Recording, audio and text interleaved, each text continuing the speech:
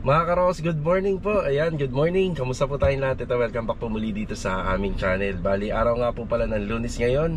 Bali, June 30. Ito po yung huling araw ng buwan ng June or Hunyo. Ayan, taon 2025. Ito, bali mga karos, another day and another finished project sa ginawa na po nating Athena project dito sa Lumina Homes Phase 6. Ayan mga karos, magbibigay po tayo ng price range regarding po sa gastos, labor and materials. Ipapasilip ko nga rin po para sa inyo yung aming full renovation sa ginawa po namin dito na isang Athena na meron 63 square meter na lot area and 53 square meter na floor area. Mga karaw, samahan niyo po muli kami ngayong araw po na to para sa finish project natin. Then turn over na po natin kay client. Enjoy watching po. Let's go. Tara. Nandito na po tayo sa Phase 6 sa Lumina Homes. Ayan, bago po tayo mag-umpisa yan, maraming salamat nga po pala sa tiwala po ni Sir Garcia. Yan, maraming salamat sa tiwala. Simula po nung unang nagkakilala kami sa Facebook lang at saka sa YouTube channel. Yan, maraming salamat sa tiwala. At ito, natuloy po yung aming renovation. At ngayon, ito-turn over na po natin yung kanyang dream house dito sa Lumina Homes. Isang Athena model unit. Tsaka syempre, bago tayo din mag-umpisa, pinasasalamatan ko yung mga bumubuo ng Lee & Aki Builders, mga kasama ko.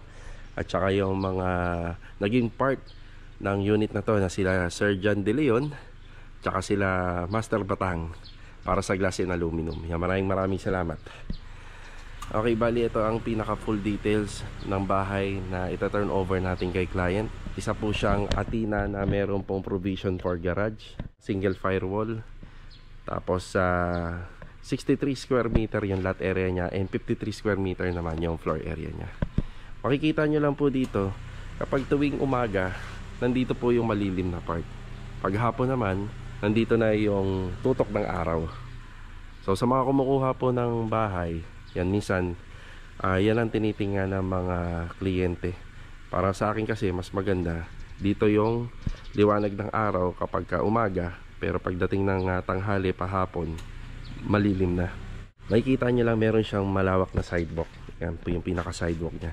Yan yung pinaka setback niya dito sa kalsada.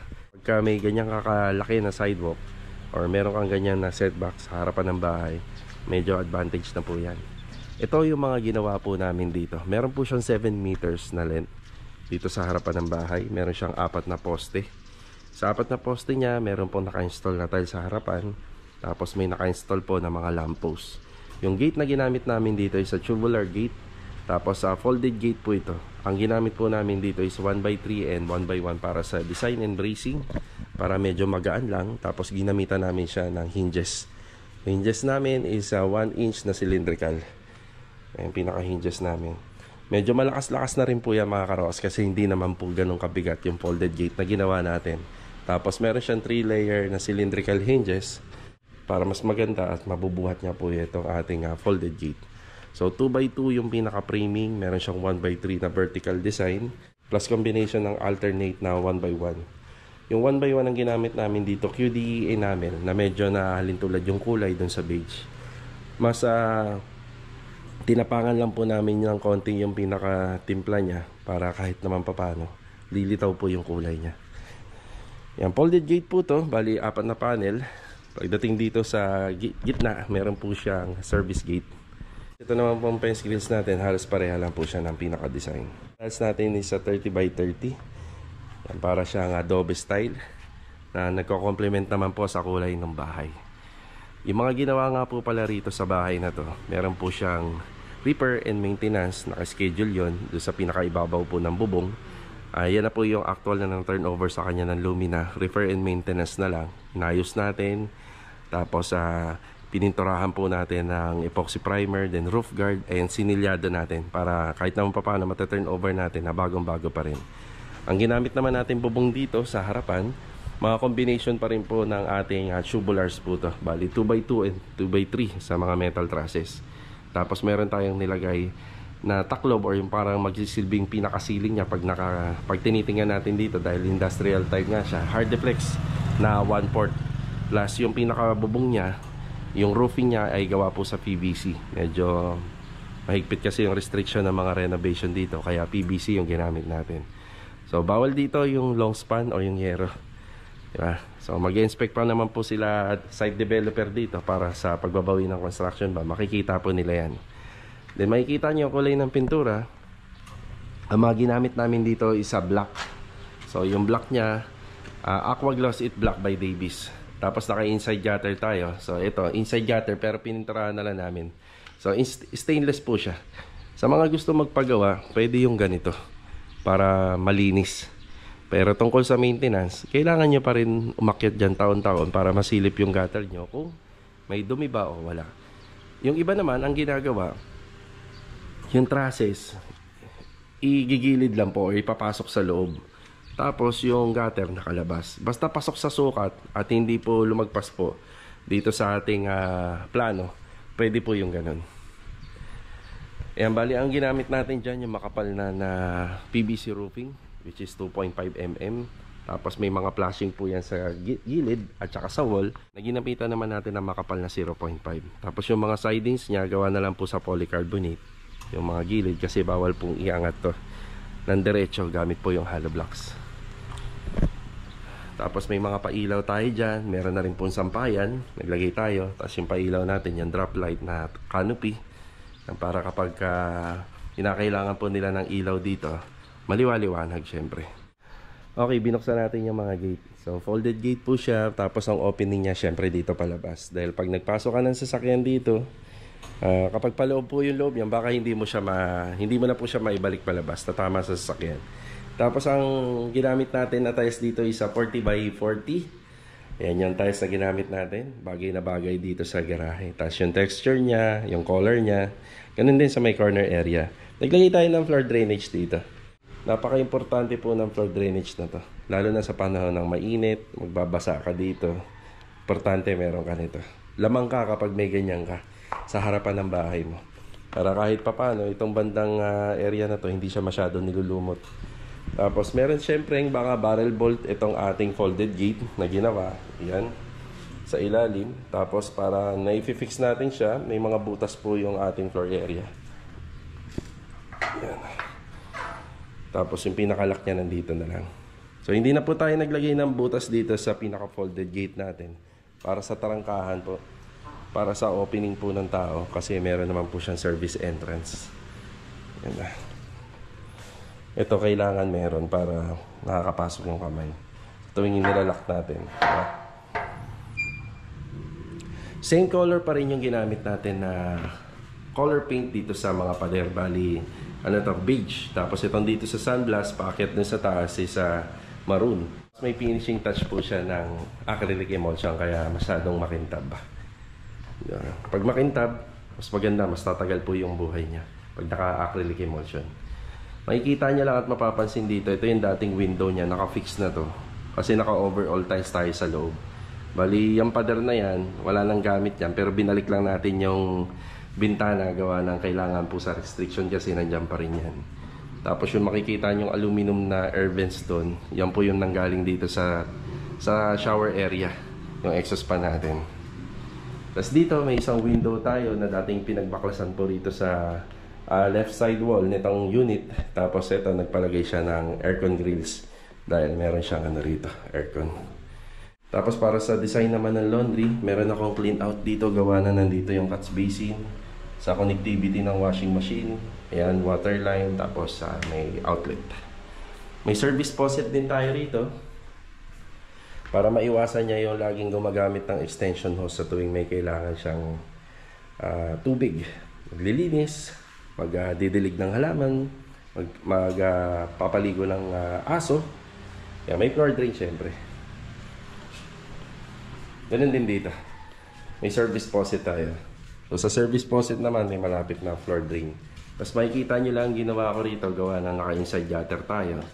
Yung pinaka downspout niya hindi ko na pinakita sa labas. Kumbaga pag nandito tayo, wala tayong makikita ang downspout na nakausli. So nakatago po siya. Since may floor drainage naman dito at sa tuwing umuulan, yan dito na po yung bagsak ng tubig. Ito yung industrial type ng itsura ng bubong kapag katiningnan nyo na maigi. Lagi na po namin ginagawa yan sa mga project namin. Conforme na lang kay client kung anong gusto niya, kung may ceiling or kung wala. Ito kasi kung walang ceiling, Makikita nyo maganda at malinis pa rin siya. May sampayan pa. Pero kung may kisame, bihira na po yung malalagyan ng sampayan. Papagawa ka ng sampayan dito mismo sa floor area. So, kakain pa siya ng space. Tapos naglagay na rin po kami ng mga additional outlet para pag nagpakabit siya ng CCTV camera. Yan, meron dyan. Yan, may ilaw tayo dyan.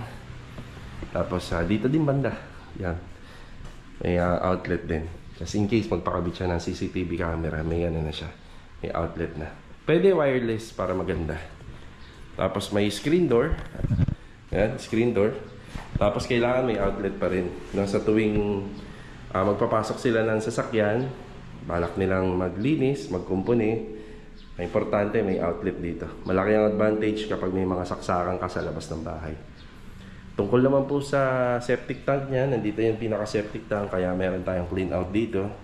So ito pag nagpa-siphoning siya, at least kahit pa paano may access na hindi na babasagin yung flooring at saka yung tiles.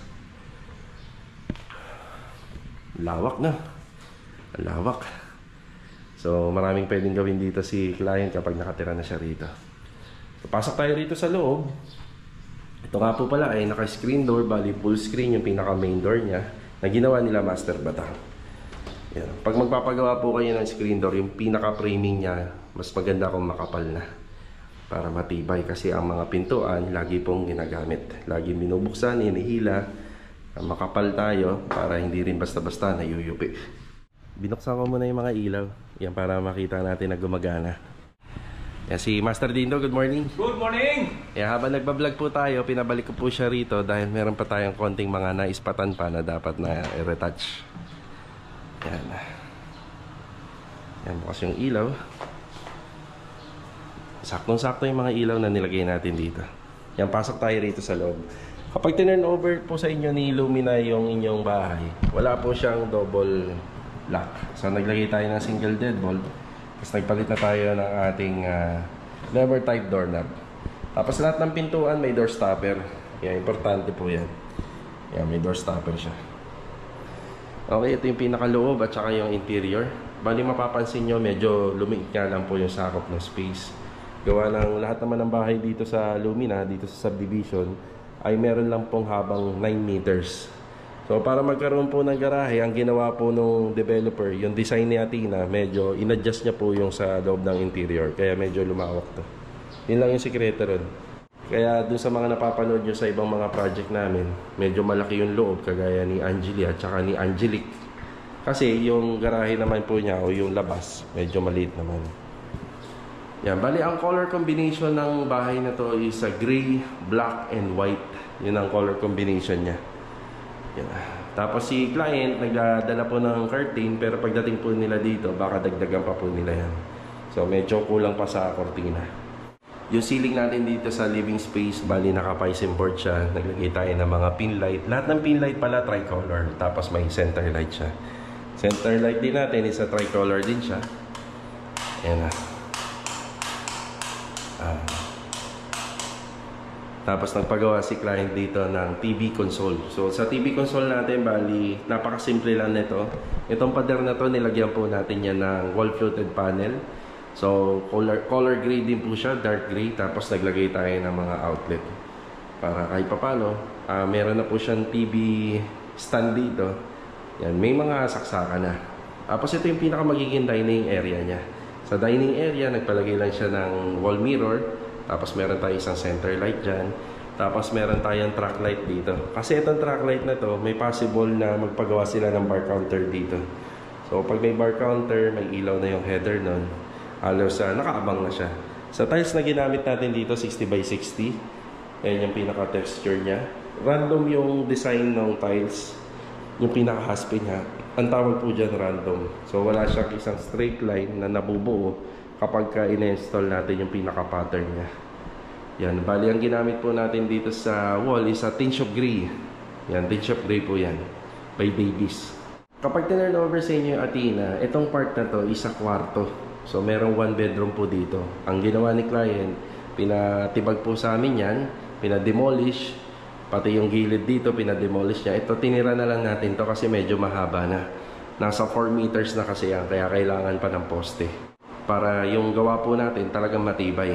Bali yung finish nga pala ng structural dito is concrete, reinforced concrete. Kumbaga lahat buhos po lahat siya. Wala pong hollow blocks. Pero yung ginawa po natin na extension, yung gawa na po yan sa poste at hollow blocks. Yan simula dito paikot. So ito, nandito yung kanyang kitchen. Yan. Pinaka-kitchen niya, parang modular type na gawa po sa APC or aluminum composite panel. Meron siyang range hood, cooktop. Tapos yung mga ganitong klaseng cooktop mga karawas, kapag tempered, kailangan may bracket sa ilalim yan para matibay at hindi siya mababasag. Yan. Cabinet.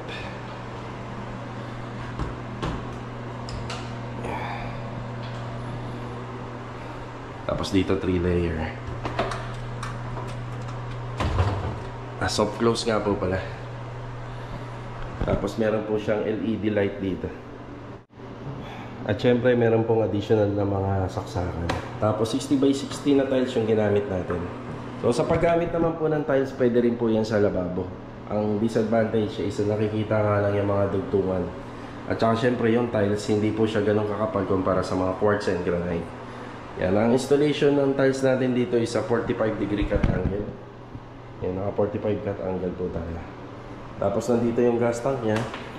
Yan, sa gas tank kailangan po nakakasingan. Yan. Gamit.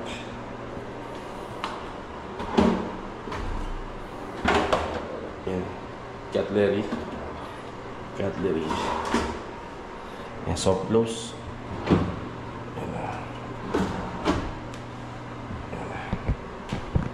Sa pinaka-maintenance, bali doon sa pinaka-maintenance niya, naglalagay pa rin po tayo ng clean out. Kasi dyan po banda, may cut spacing po tayo. Tapos makikita nyo lang po rito at ma-obserbahan nyo, para siya nakahang. Kasi meron siyang 3 inches mula po dito sa pinaka-flooring. Para kung sakaling naghuhugas ka, nakakapasok pa yung paa mo. Ayan. So hindi ka maiilang. Dito pinalagay at pinalipat ni client yung isang bedroom na nanggaling doon. Dito sa may corner area. Ayan. Aircon na lang po yung hinihintay nito. Bali yung aircon kasi manggagaling po sa dati nilang unit na tinitirhan. Saka po na lang ilalagay. Yan, may abang na nasaksakan yan. Siya nga pala, naka PVC panel po tayo rito. Tapos naka kornisa. Yan, ganyan din dito. Tapos ang ginamit natin dito, track light. Para may kakaibang dating. Yan, maliwanag pa rin naman po kahit track light yung gamit natin. Tapos yung mga pintuan natin, finish ng top coat nito is varnish. Kaya napakakintab at napakasarap niyang hawakan pagka hinawakan mo.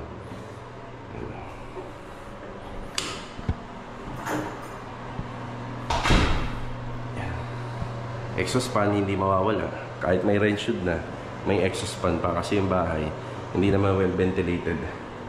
Sa pinakailalim po ng stairs, open lang po siya, pero marami pang pwedeng ilagay dito. Pwedeng gawing storage, pero hindi nyo pwedeng isagad dito kasi may pintuan. So gawa nga po pala sa sliding door yung pintuan po nito. Yung kanyang TNB. Sa TNB may exhaust fan tayo. Yan, tricolor. Tapos naka PVC panel din at saka may cornisa. Ang ginamit po natin na tiles dito na color grade. Tapos meron niche. Yung shower set niya multi-point pero wala naman pong shower heater. Hindi na po nagpalagay si client. Tapos meron towel rack, kompleto, may bidet. Tapos meron po tayong water closet. Ayan.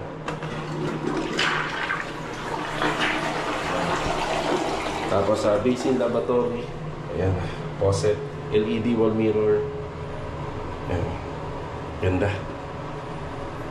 Tapos makikita nyo, meron po tayong hanging cabinet. Bali sa hanging cabinet, hindi kami gumagamit ng kahoy.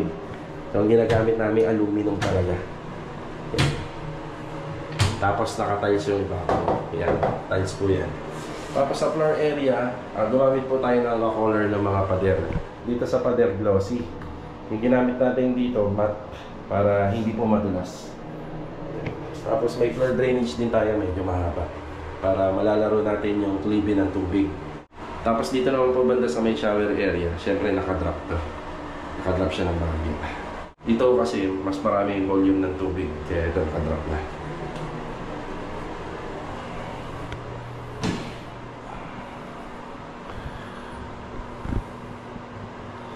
Yan, dito naman po sa taas, sa second floor, mapapansin nyo yung handrail, di naman namin binago. Nung nirenovate namin to, meron naman po talaga siyang hagdan na nirenovate namin. So naglagay na lang po kami ng Hardeflex board bilang cover niya, pati dito sa gilid. Tapos gumamit kami dito ng mga tiles na meron pong stopper dito sa dulo. Tsaka syempre non-skid din, hindi madulas. Hanggang dito tinge of gray yung kulay ng pintura na ginamit natin. Tapos yung sa ceiling niya ay sa PVC panel. Yan. Same texture and color ng tiles yung ginamit natin sa second floor. Yan, kagaya doon sa baba. Tapos naglagay tayo ng pendant light dito. Bali dito is 2 bedroom. Yan. And tapos may pa-hallway pa siya rito. Lahat naman ng ilaw na ginagamit po rito sa may stairs, dapat yan isa 3-way. So pag sinabing 3-way, may switch button ka na may access dito sa pendant light. Tsaka sa baba, may switch button ka rin para rito.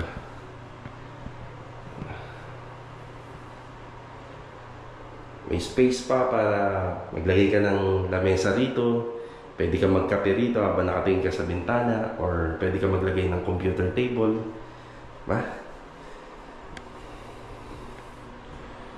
Okay, pasukin natin yung bedroom 1. Ito yung bedroom 1. Meron siya isang center light, 2 pin light, naka PVC panel pa rin. So pwede tayo gumamit ng double size ng kama rito. Yan, double, single, pwede. May mga outlet naman dito. May aircon. Ito yung curtain, parang bitin pa pero pwede niyan dagdagan. Tapos nandito yung mga condenser ng aircon. Diyan sa may bandang harapan ng bahay, dito sa baba ng bintana. Ngayon yung ating mga PVC roofing. Ayan, pininturahan na lang po natin. Dati siyang color white. Aircon. Ito, master's bedroom. Ayan. Medyo kulang pa yung sa kortina. Mas maganda, dagdagan na lang para magkaroon po ng design. Ayan na.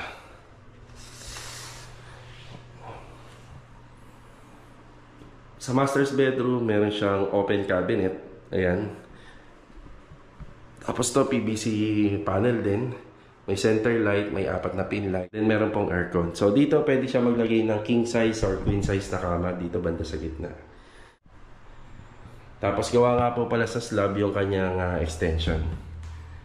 Ayan. Na balang araw kung gusto niyang magpalagay ng handrail dyan para mapapakinabangan nila, babaklasin lang po nila to para magkaroon sila ng access. Alright. Ito po yung ating ginawang 3-bedroom Athena project, full renovation. So wala pang gamit, pero kapag nagkaroon ng gamit to, bahala na po si client kung paano niya papagagandahin. Yan na.